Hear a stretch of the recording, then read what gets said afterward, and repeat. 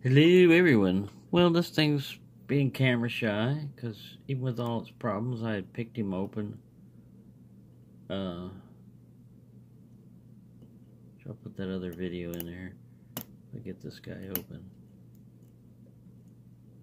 But I just went 10 minutes trying to get this damn thing open on camera, and it's not cooperating.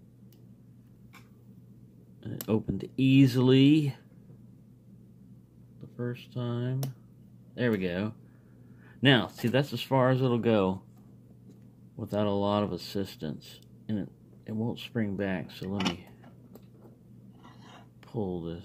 Yeah, I just spent 10 minutes trying to pick this thing, and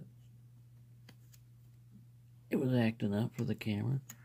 Alright, you gotta really crank.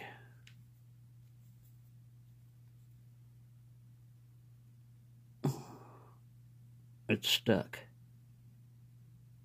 But yeah, the first time I did this, I thought, man, I've got a really good deep fall set. No, you've got the lock about as far as it wants to go. It is open, though. There we go. Pop! See, I've lubed it a little bit, but there you go. Stubborn little Yale. Here's his little brother. And like I said in the other video, it's discolored because of the vinegar bath, but it needed that. I didn't have to do anything else. I didn't have to mash it in the vise or anything like that. After a day of in the vinegar, I pushed on it a little bit, and it gave, you know, so I knew I was getting progress. I left it in there another day.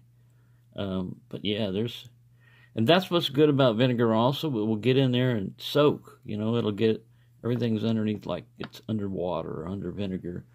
So it'll get into the internals and help with crap like that core turning. But there you go. Ow, my finger just did that. I can't find my little Band-Aid.